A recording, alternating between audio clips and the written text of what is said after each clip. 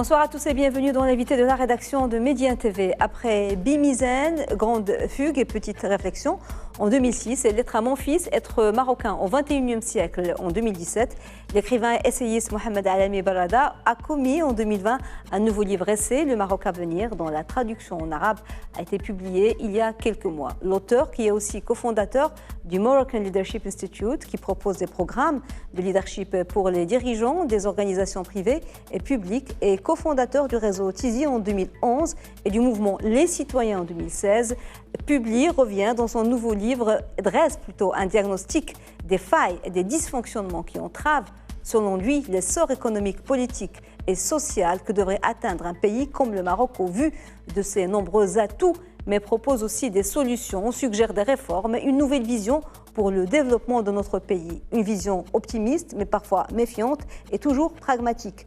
Et pour en savoir plus sur cet essai, sur ses motivations et sur la nouvelle vision pour ce Maroc à venir, nous avons le plaisir de recevoir ce soir sur notre plateau son auteur, Mohamed Alami Barada. Monsieur Alami Barada, bonsoir. Merci beaucoup d'être avec nous. Merci Soumia pour ton invitation. Merci, c'est moi. Alors, vous commencez votre livre essai avec, en guise de prologue ou de petite introduction, une phrase de H. de T. Darlache, un écrivain du 19e siècle. Le Maroc en 1956, je cite ce qu'il dit, « Il est impossible de désespérer de l'avenir de ce pays qui possède tous les éléments nécessaires pour devenir tout d'un coup d'une incommensurable prospérité. » Pourquoi commencer par une citation sur le Maroc qui date de plus d'un demi-siècle? Est-ce qu'elle est toujours d'actualité? J'ai mis cette citation de Darlache en préambule de mon livre parce qu'effectivement, je trouve qu'elle est toujours d'actualité. Toujours d'actualité, pourquoi?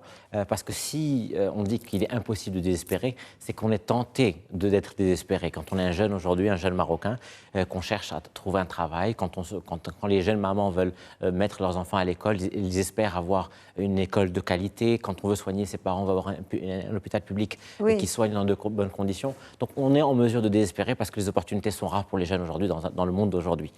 Mais en même temps, il est impossible de désespérer, comme dit Darlache, parce que notre pays, aujourd'hui en tout cas, a fait un bond depuis 20 ans, aussi bien sur les infrastructures, sur la politique du logement, sur notre image, la résolution du sujet du Sahara. Donc le Maroc a vraiment fait un bond.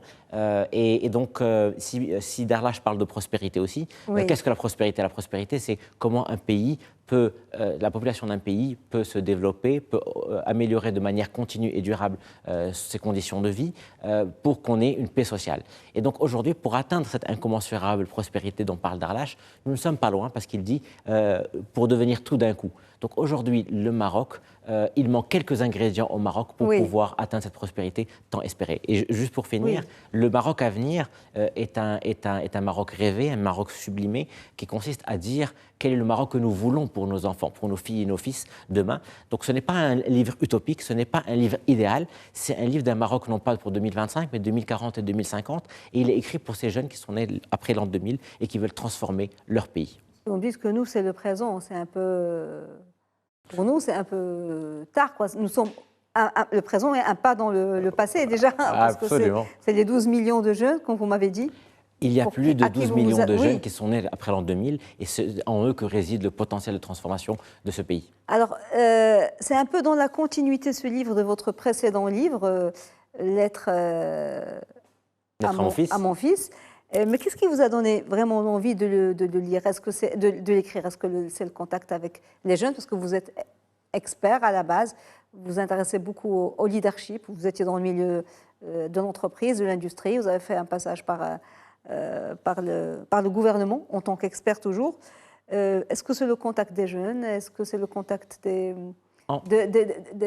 gouvernants, des politiques publiques? En fait, écrire un livre, écrire un essai, c'est comme écrire un poème ou faire une peinture, c'est un jaillissement. C'est une nécessité intérieure qui, de l'intérieur, va vous amener à faire une œuvre créative. Et ce livre-là, effectivement, émerge de trois constats de vie. Le premier est plus conjoncturel. Le second est démographique, au contact des jeunes, comme vous l'avez très bien dit. Et le troisième est un constat sur notre gouvernance publique, surtout après mon passage de 3 ans dans les équipes gouvernementales pendant l'ancien gouvernement.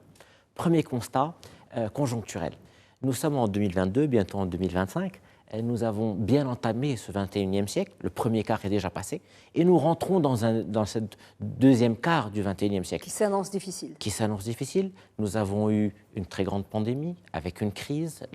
Juste après la crise, nous avons eu un conflit armé en Europe, pas très loin. Au mieux, il va durer. Au pire, il risque de déraper vers autre chose de plus grave. Oui. Nous avons une tension inflationniste, nous avons un stress hydrique, nous avons également des migrations climatiques qui vont arriver d'une manière ou d'une autre, par le sud ou par le nord. Donc il est indéniable que sur les 25 prochaines années, le Maroc va affronter un très très grand nombre de défis et c'est le moment aujourd'hui de préparer des femmes et des hommes en mesure d'adresser ces défis. Donc une conjoncture, un ciel qui s'assombrit sur les 25 prochaines années.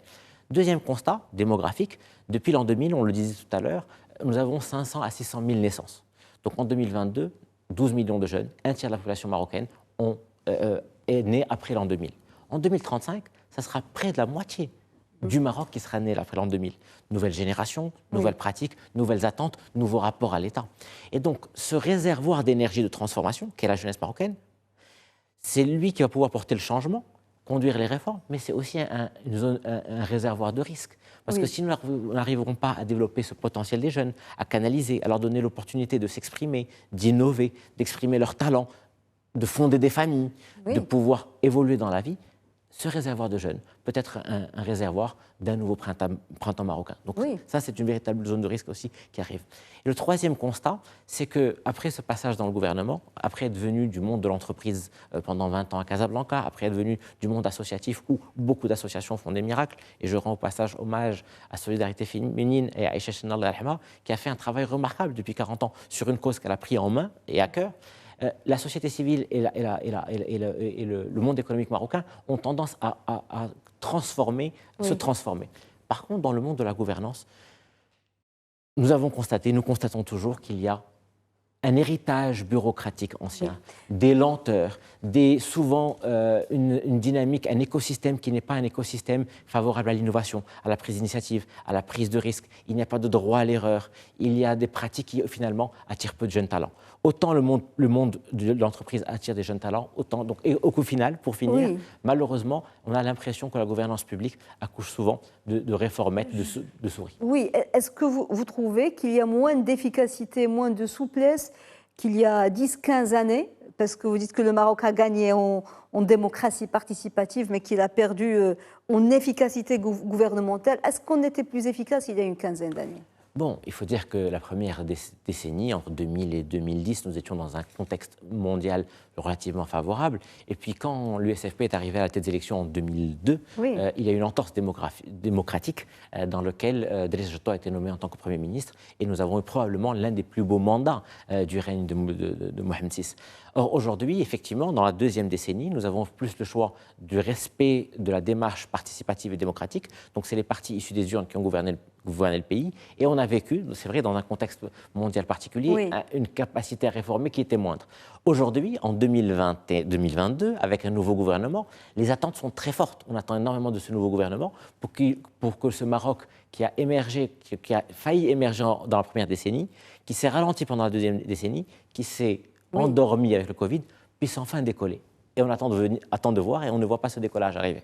Donc pour vous, il est préférable, vous trouvez qu'on peut faire une entorse à la volonté des urnes, comme ça s'est fait avec le gouvernement Jetto, si on peut en échange avoir plus d'efficacité? Soumia, il y a 10 ans, je vous aurais dit que non.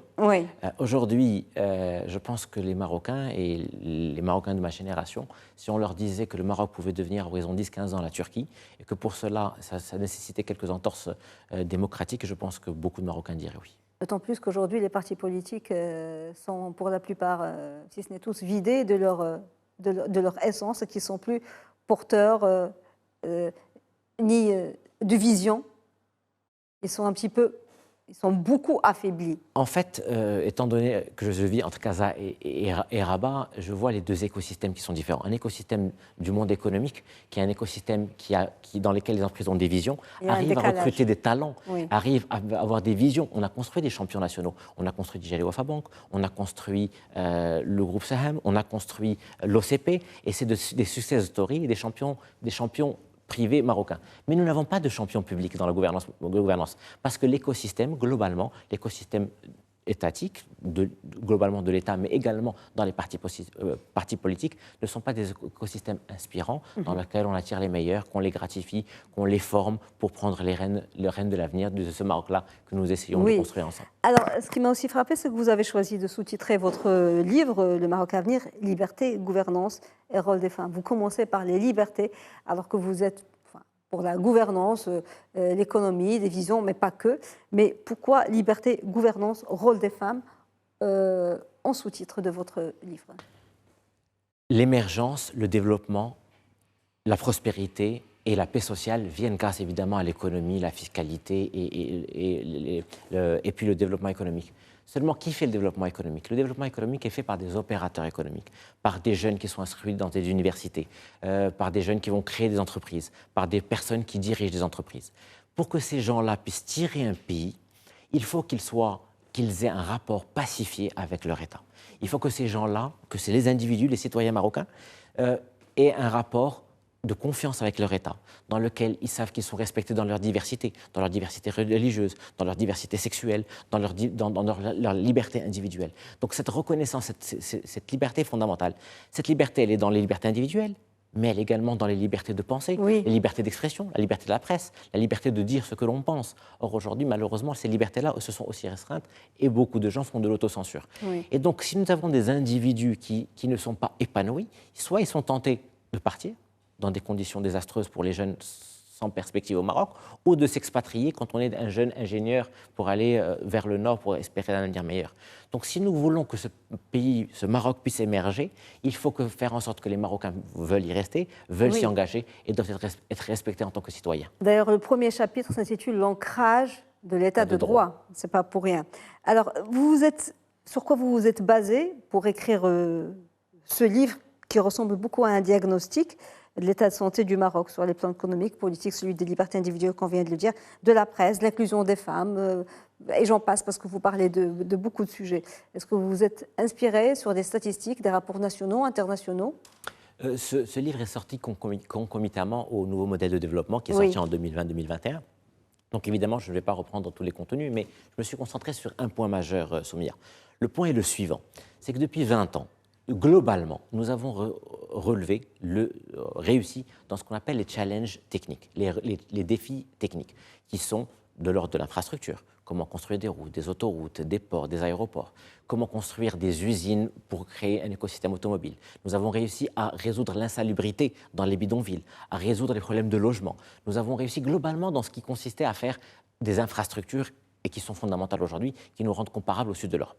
Mais ce que nous n'avons pas réussi, c'est ce qu'on appelle les challenges adaptatifs, les défis qui sont relatifs à l'humain, l'éducation, la santé, la réforme de l'administration publique, la lutte contre la corruption. Pour réussir dans ces domaines-là, il s'agit de changer en profondeur des comportements humains de centaines de milliers de personnes, de centaines de milliers de professeurs, de centaines de milliers d'infirmiers et d'infirmières dans les hôpitaux, dans les services publics. Et c'est des engagements de long terme qui exigent de mobiliser des compétences qui sont au-delà du management et qui sont de l'ordre du leadership. Donc pour réussir ces défis adaptatifs, la question qui se pose, c'est que les personnes qui sont aux commandes de ce pays aujourd'hui, qui j'espère nous regardent, doivent se poser la question s'ils injectent uniquement de la technique et des ressources matérielles ou aussi du leadership, des capacités à initier et à encourager l'innovation, à encourager la prise de risque, le droit à l'erreur, l'énergisation des équipes, les synergies entre les équipes. Si nous voulons avoir un gouvernement qui marque des buts, qui n'est pas seulement défensif, résilient en cas de crise, si nous voulons réussir les réformes, nous avons lancé des centaines de réformes depuis une vingtaine d'années. Certaines ont arrivé à bon port, d'autres, beaucoup, ne sont pas arrivés à bon port. Donc aujourd'hui, la question est, le sujet sur lequel vous m'avez posé, sur quoi je me suis basé, sur ce diagnostic qui dit, bien, nous avons réussi les challenges techniques. Malheureusement, nous pêchons sur les challenges adaptatifs. Et si les réformes qui sont initiées depuis 1 an veulent réussir, est-ce qu'on rajoute cette couche de leadership dans les équipes, dans les task force de l'éducation nationale? Est-ce qu'on rajoute cette couche de leadership dans la réforme de l'économie, dans les incitations à l'investissement, pour qu'on puisse galvaniser, créer un esprit d'équipe gouvernementale, mais aussi avec les opérateurs économiques, avec les jeunes, pour créer une dynamique de changement et enfin aboutir à cette prospérité tant rêvée, tant espérée? Oui, bon, il y a deux façons de faire.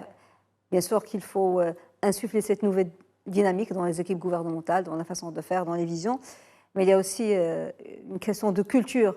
Est-ce qu'on va attendre? Vous parlez beaucoup de société civile, de militants, de leaders, d'exemples. Vous avez cité un exemple, vous avez cité Aïcha ou d'autres. Est-ce qu'on doit attendre que les mentalités changent et que les changements viennent de la société et du militantisme? Ou est-ce qu'on ne devrait pas commencer par changer la loi et imposer un nouveau cap et gagner du temps? C'est la question permanente de la gouvernance. Est-ce qu'on doit laisser émerger par la base ou est-ce que ça doit être insufflé par la tête? Je pense qu'il y a des deux. Effectivement, la société civile, le monde économique agit à son niveau. Sa Majesté a fait des choix lumineux au début de son règne, le port de Tanger-Med, la lutte contre l'habitat insalubre, l'INDH, la Moudawana. Et ça, c'est des dynamiques qui ont été insufflées par le haut. Effectivement, ça fait, comme on le disait tout à l'heure en préparation de cette émission, cela fait gagner beaucoup de temps d'insuffler par le haut des dynamiques de leadership, un nouvel élan. Et effectivement, je pense qu'aujourd'hui, beaucoup de Marocains souhaitent voir cette nouvelle dynamique, cette dynamique qu'on a vécue dans les années 2000, redémarrer dans cette troisième décennie, 2020-2030, et on espère un nouvel élan, qu'il soit impulsé par le monarque et par la génération des jeunes qui sont en train de préparer pour prendre les rênes du Maroc. Puis une nouvelle classe politique, c'est très important, parce que ça passe aussi par la politique, c'est très important, par les urnes, le rôle des politiques, le rôle...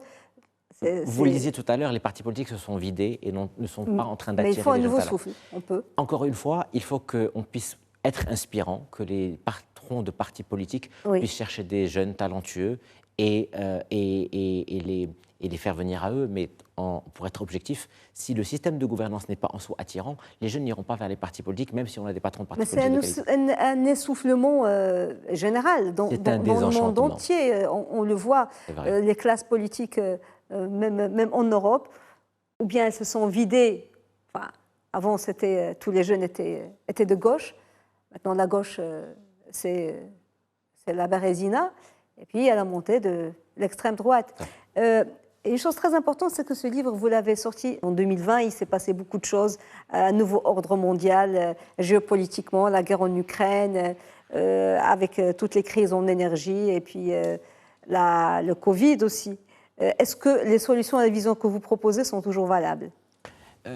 C'est vrai que pour parler du contexte marocain, puis du contexte international, et puis le contenu du livre, la période Covid a montré la résilience du système politique marocain, et les Marocains ont été très reconnaissants vis-à-vis de leur État, vis-à-vis de la monarchie, d'avoir aussi bien géré cette période d'incertitude, cette période de peur dans laquelle la vie des citoyens importait. Et ça, c'est un moment clé. Suite à ça, il y a eu la mise en place du RSU. On a vu à quel point l'État pouvait identifier les personnes vulnérables dans le pays. Le RSU est en train d'arriver. Le ministère de l'Intérieur fait un travail remarquable. Nous avons vu des réformes de la santé qui sont initiées.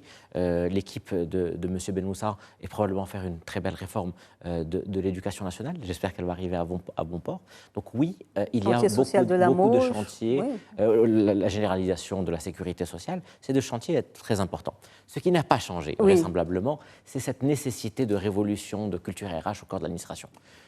L'administration marocaine reste une administration bureaucratique, d'un héritage français des années 50. Nous n'avons pas la culture du management public anglo-saxon, qui est en pratique en Turquie, en Israël ou dans les Émirats arabes unis, dans lequel l'État est un État agile, un État digitalisé, un État qui va vite, qui travaille sous urgence, dans lequel il y a des indicateurs de performance clairs qui sont mis en place, dans lequel on évalue chaque année les performances des réformes qui sont en cours, en gratifiant ou en sanctionnant les gens qui mènent les réformes. Donc, si vous voulez, cette tension de la réforme, cette tension dans la conduite du changement, nous ne l'avons pas, ça n'a pas changé. Je n'ai pas le sentiment, enfin, je peux me tromper, qu'entre les deux derniers gouvernements et le gouvernement aujourd'hui, le suivi des réformes soit plus intense. En tout cas, le mutisme du gouvernement ne permet pas de juger s'il y a une plus grande fréquence dans la conduite des changements. Ça, vous l'avez constaté de l'intérieur, parce que vous étiez à l'intérieur et en même temps avec un regard externe, parce que vous venez d'un autre monde, mais pendant 3 ans,